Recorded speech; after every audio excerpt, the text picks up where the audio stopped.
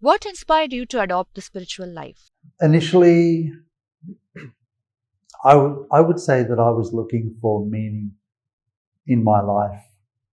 Uh, I had experimented with a few things. I grew up in a religious tradition, but it wasn't really mine. It didn't feel like mine at all. And something had happened the year before I came to the Brahmakumaris where I gave up smoking. I used to smoke. And suddenly, actually, it was as if it gave me up. I didn't give it up, it gave me up. And this inspired me suddenly to start thinking about the meaning of my life. I had always thought a bit about that, but suddenly I was catapulted into searching for the deeper meaning to why I was even here. And it was that search that led me to a Raja Yoga Center, to the door of the Brahmakumaris. Literally speaking, it was a friend of mine who knew that I was practicing meditation of sorts at the time. And he wanted me to accompany him to the center, and I did. And it was different for the both of us. He had his path in life, I had my path. And together we went to the center, but then we were to have two different trains of thought after that. For me, I knew from the start that I'd come home. Somehow, when I walked into the Brahmakumari Center, I immediately recognized this is my family. And I thought, wow, this is like my home. These are my people.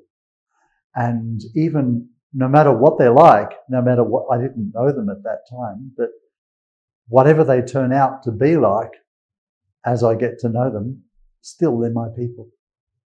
Spiritual self-care.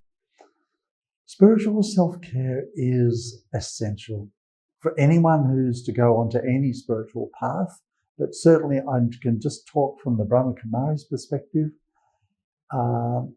Spiritual self-care comes from being spiritual within my own nature.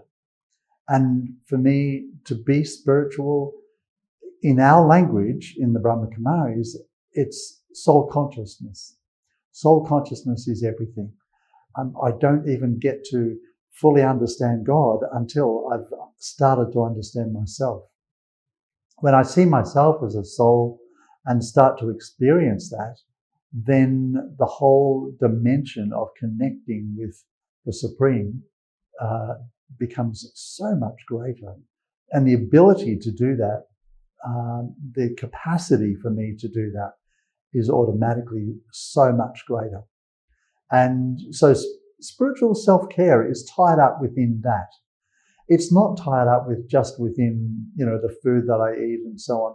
The food that I eat, it comes back mainly to the consciousness that I'm cooking in, the consciousness that I'm preparing food in, the consciousness that I'm eating food in, and even the consciousness that I'm then going to digest that food in.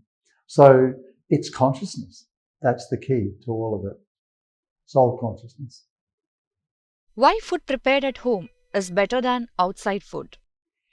Well, Grandma's cooking has always been famous in the West. The idea that one can get a wholesome cooked meal at home, cooked by like grandmother or mother, that's always been a famous thing. Everyone loves that. Everyone loves that idea. So when we cook in the Brahmakumaris, we're cooking in a really heightened state of consciousness. And even if we don't feel that I'm quite there at this point in time, our aim is always to try and stay there as much as possible. And so we're always working towards that. Some days will be better than other days, some days not so good, but we're always looking to improve. And this is important because if we cook for ourselves, eat our own food in this way, It's training ourselves to have that correct consciousness whilst doing everyday ordinary actions. And this is really essential. This is really essential. Outside food, who knows? Who knows who's cooked that food? Who knows what their consciousness was like when they cooked it? We don't know. We couldn't know. We can only guess, of course. And in some cases, it may well be perfectly okay, but we can never tell. We can never be sure. What is your message to the public? People who don't do what I'm doing, people who are not on the path that I'm on, it doesn't matter. You have your own path. You have your own way that you must follow in life. But you have to think whether you're happy with your way. And if you're not happy with your way, then maybe there are certain ingredients that could be added to the way that you do things, the way that you lead your life and so on. And I would say certainly that in that sense, there's always something that everyone can learn from the Brahmakumaris. As a BK teacher myself, I've just learned this, that actually there's something for everyone. And I know that everyone who comes through the door of the centre, I need to try and ascertain what it is that they need. Of course, they've come for some reason. Of course, they've come for some course or some lesson. And I know that I need to give that to them, but it's not just so prescriptive necessarily. I need to think individually. And especially if I know that I'm speaking, to one or two people specifically, if I'm speaking to a whole group, then it is going to be more general. If I have one or two people in front of me, it will be more specific for them. And I just go off the feel of how I feel that, what they need in life. But there's always something that everyone needs. You just have to think, am I completely happy with life? How many years are you practicing Raj Yoga meditation? 41 now. What does spirituality mean to you? It means being real, being authentic. Which aspect of Brahmakumaris you like the most? All of it.